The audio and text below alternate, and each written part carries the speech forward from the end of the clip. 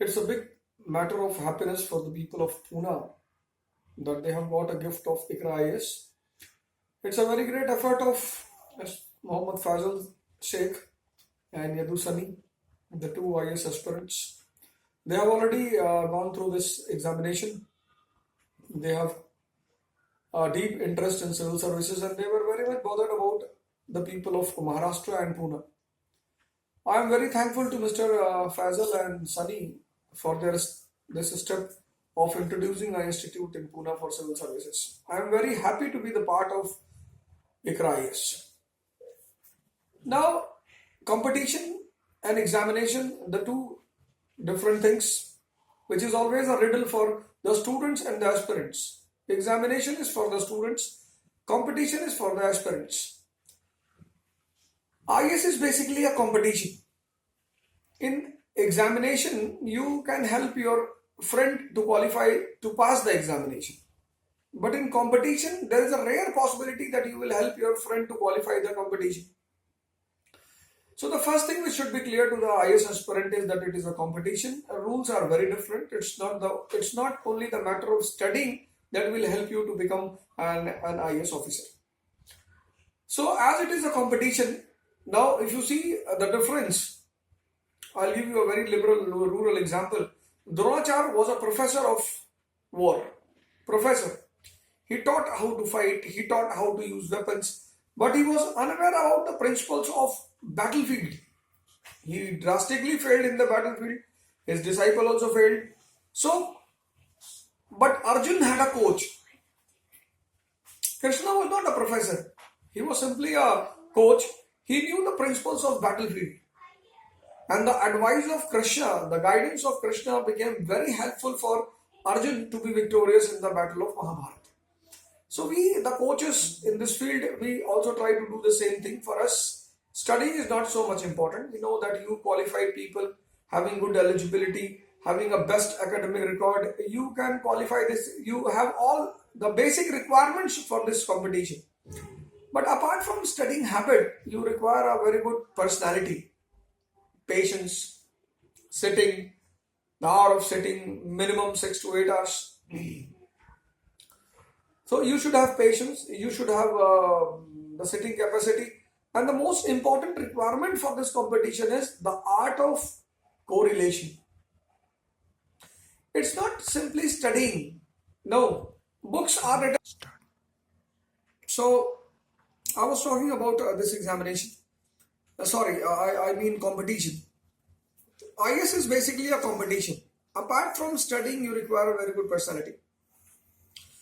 Now, books are written in a straight line. Everyone can read the books. But the talent of preparing the book is you should know the art of connecting the two lines. One line is connected with the other line.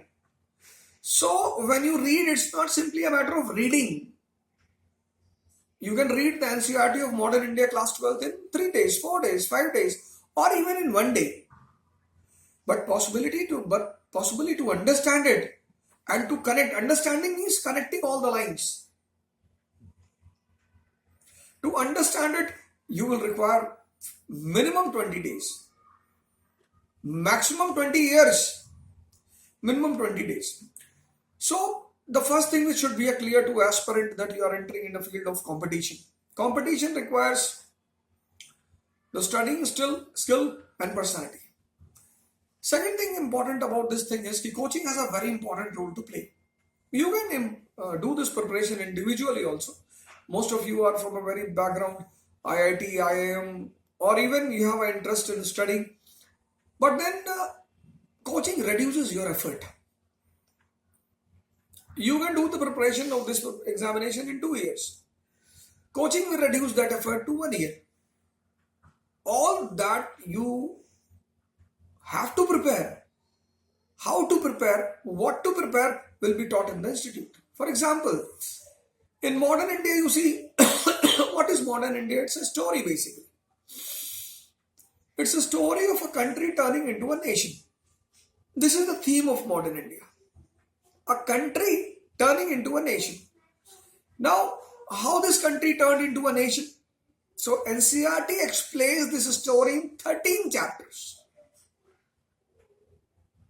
Mind what I am saying to you. What is modern India? The story of a country turning into a nation. That story is defined by NCERT in 13 chapters. The first chapter, background, 18th century India. So first chapter is 18th century India. It's a background. Whenever a country will become weak, there will be all possibility of that country will turn into a slave. So if you see the condition of India in 18th century, political system is weak, social order is weak, culture is backward, stagnant, and then the pioneers of Renaissance after 15th century were present in India. And they were having the eye on India because India was a golden sparrow, and they took the advantage of the weakness of India in all these fields.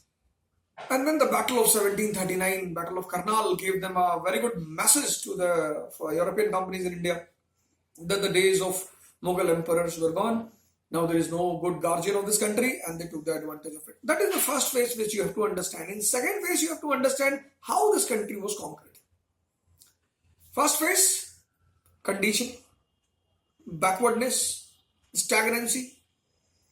And second thing you will have to prepare is how this country was conquered. So the second chapter you will see Dupleix, Clive, Warren Hastings, Cornwallis, Lord Hastings, William Bentinck, Dalhousie. They are the creators of British Empire in India. That will be the second chapter, how the country was conquered. Then the third chapter is when the country comes under the control of a new rulers, that is English. They introduce a new economic, political and administrative order.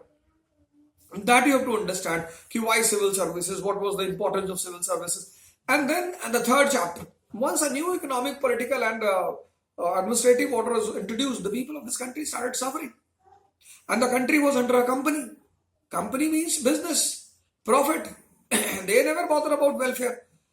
So when people started suffering, you will see the beginning of social religious movement in India. Rajaram Mohan Roy, Ishwar Vidyasagar. That is the third phase. Awakening starts. See why we are suffering. Brahmo Samaj, Arya Samaj, Henry Vivian, Derozio, etc., etc. But then the suffering does not end, and finally the people stood up against the atrocities, revolt of 1857. That is the first phase of modern India. Second phase starts with the arrival of British Crown. National movement is a very important part of it. National movement means the story starts with the educated middle class, the elite section of the country, and then the participation of the masses starts increasing. You will see it in the different phases, the moderates, extremists, Gandhiites, etc., etc. This should be the approach. You don't have to read the things. No. When you say that I am done with modern India, you should be clear about this story. Which story? That modern India is a story of a country turning into a nation. This is the first part of my video on behalf of IQRA IAS. I will continue to speak with the people of Pune and Maharashtra through my videos.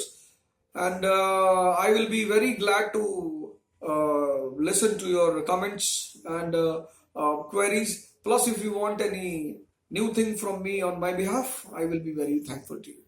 Thank you.